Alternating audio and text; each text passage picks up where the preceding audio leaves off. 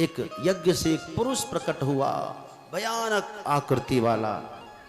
क्या नाम है मेरा? कहा तुम मुझे वृत्र से त्राण दिलाओगे, इसलिए नाम है वृत्रासुर। वृत्र असुर योनि में है तो वृत्रासुर बनो। करना क्या है? इंद्र शत्रु हो तुम, इंद्र को मारो। जी गए, अकेले गए। बोला सेना ले जाओ, बोले ना अकेले काफी है। और स्वर्ग में जाकर ऐसा हंगामा किया, सारे देवता लोग फिर से स्वर्ग छोड़कर चले गए। वापस आए, मारा क्यों नहीं? नहीं, भागते हुए को क्या मारना, कोई लड़ने के लिए तैयार ही नहीं था। कुछ दिन बीता, देवराज इंद्र वृत्रासुर को, वृत्रासुर के तोड़ कहते हैं ना, काट उसका निकाला। पता लगा कि वृत्रासुर जो है मोह रूप है, और मोह का नाश तो ब्रह्म ज्ञान से होता है। ब्रह्म ज्ञान कहाँ मिलेगा? उसमें भारत के ऋषि महर्षि दधीची, आहा हा, महर्षि दधीची के पास सब देवता लोग आए। यही ब्रह्म ज्ञानी है। महाराज, हमको पता लगा आपकी हड्डी भगवान शिव के आशीर्वाद से वज्र बन गई है। यदि ये हड्डी मिल जाए, इससे अस्त्र बनेगा तो वो वज्र बनेगा, अमोघ अस्त्र बनेगा। आप प्रदान करिए। अरे कैसे कर दे? सबको अपने अपने अपनी देह सबको प्रिय है। बोले आप तो साधु हैं, परहित लागी। साधु तो परोपकार के लिए ही जन्म लेता है। अच्छा चलो, जगत कल्याण की बात है। शरीर त्याग दिया, उनकी हड्डी से वज्र बना। देवासुर संग्राम हुआ और इंद्र वज्र के प्रभाव से वृत्रासुर का वध करना चाहते हैं। एक बार तो वृत्रासुर ने इंद्र को खा ही लिया, लेकिन वज्र हाथ में था, निकल गए वापस। तो आखिरकार अंत में प्रार्थना किया है, बड़ा सुंदर। वृत्रासुर ने कहा है कि प्रभु मुझे और कुछ नहीं चाहिए, आपका स्मरण बना रहे। किसी योनि में चला जाऊं तो कोई गम नहीं है। जेहि योनि जन्मो कर्म बस, तह राम पद अनुराग हूं। जहां भी जाऊं आपके प्रति प्रेम बना रहे। अहम हरे तब पादैक मूल, दासानुदासो भवितास्मि भूयः। मनः स्मरे तासु पतेर गुणास्ते, गृणीत वाक् कर्म करो तु काया। बड़ा सुंदर कहा, मुझे पहले संसार में मत भेजना, भेजना भी तो किसी की संगति मत देना, देना भी तो सज्जनों की संगति मत देना। अब बोले यदि सज्जनों की संगति देना तो वियोग मत देना, और यदि वियोग देना पहले मेरा प्राण हर लेना, पहले मेरा प्राण हर लेना। बड़ा सुंदर।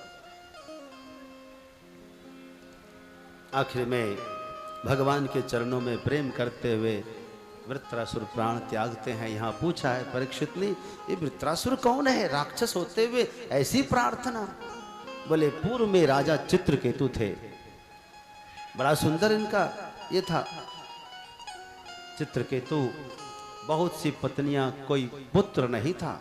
ऋषि अंगिरा और नारद जी आए, उनकी खूब सेवा की, उनसे आशीर्वाद में एक पुत्र मांगा। ऋषि ने आशीर्वाद दिया, पुत्र हुआ।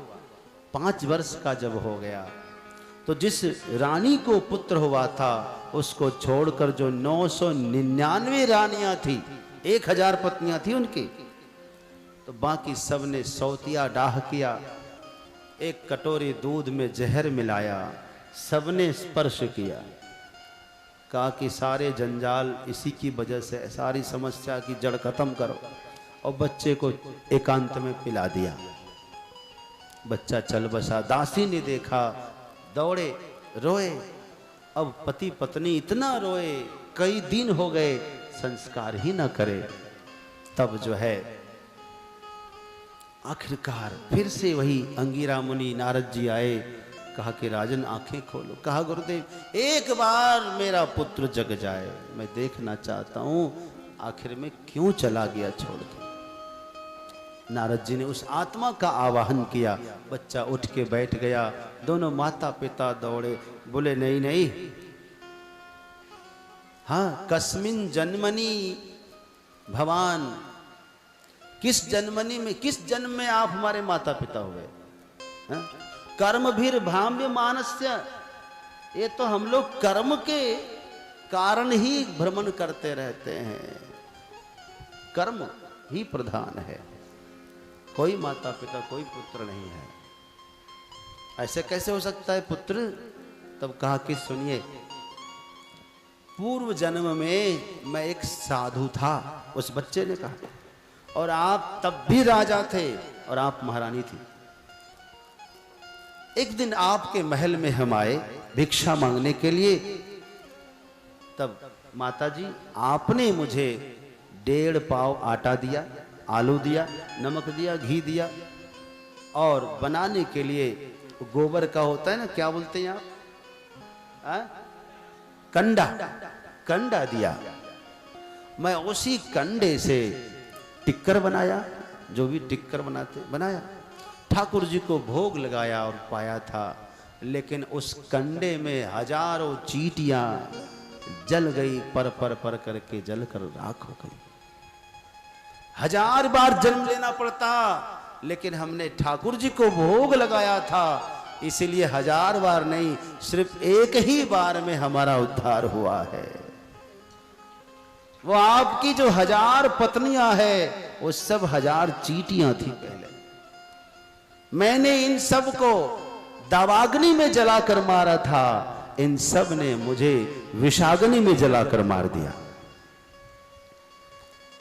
और हां, माता जी बोले कि मेरा क्या दोष था पुत्र?